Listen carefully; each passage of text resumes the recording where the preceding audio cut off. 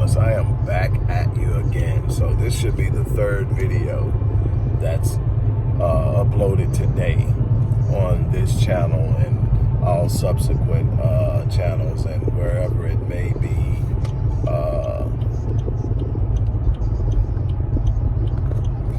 Showing up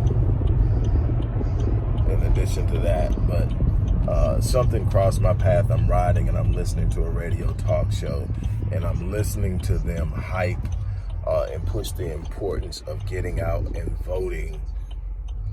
And of course, they are treating voting as it has been since the Voting Rights Act, which was not the actual law that allowed blacks to vote. It was the law that cleared the pathway from all the blockages that were stopping blacks to vote. The 13th Amendment came with the right to vote, but states in the South specifically came up with a million different ways. And I'm going to actually talk about one of those things because people are making light of the whole why the identification mechanism that's being used has a racist element to it, and I'm going to touch on that probably later on today. But they are treating voting as the panacea for all black issues without understanding the dynamics of politics. And one of the things we fail miserably in is the understanding of political science. We misunderstand military science as well, which is another reason we suffer so greatly in our communities from outside aggressions. And we have for all the years since our emancipation, or at least our historical emancipation. But let me explain something to you. The very notion of philosophy that backs that you have to vote, you have to get out there and vote, even when there's nobody in the political pool that represents your interests, but you have to get out there and vote. So you just vote for the lesser of two evils as you interpret it or as you see it. And neither one of them has a track record of doing anything to support the interests of your people. That's the same philosophy and mindset that's applied to the way we look at money that keeps us broke and on the wrong end of the poverty spectrum. We think that we have to go out and spend money, whether we're spending money on things that bring a return or we're just spending money on things that make us feel good because we're able to spend money. We have to get a mindset that everything we do is an investment of our time, an investment of our money, and an investment of our vote. We have to vote for people who are going to represent us, and we have to vote in blocks that say we operate as a unit, and that if you don't do what you say you're going to do, we're going to hold you accountable and we're going to get you out of there. We also have to understand that a vote without economic power to back that vote means absolutely nothing.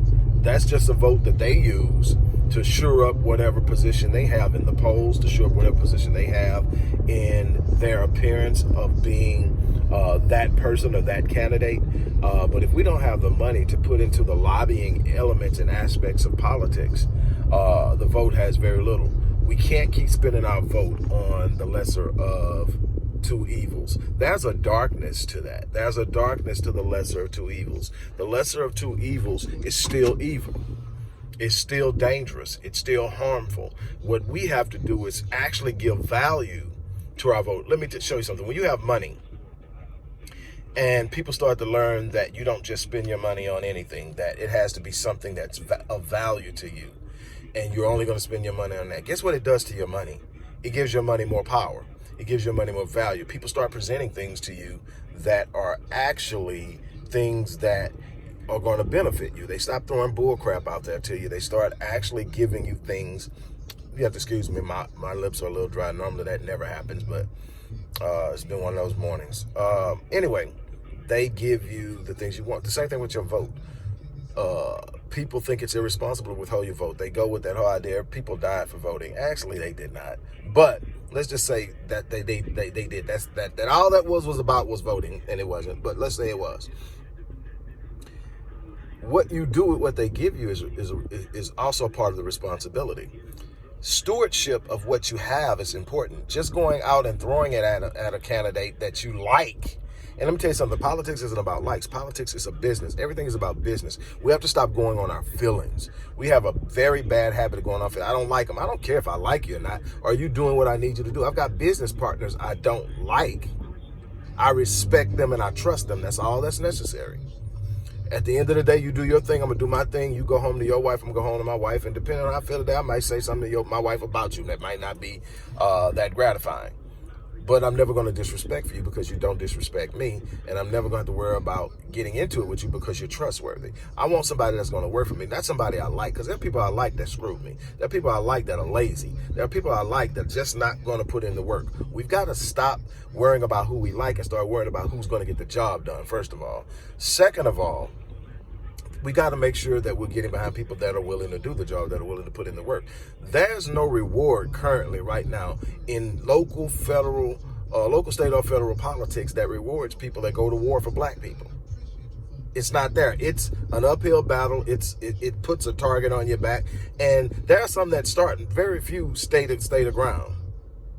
Very few state of course, excuse me. So that's something that we've got to look at. So again, get away from this lesser evil thing. Get away from it.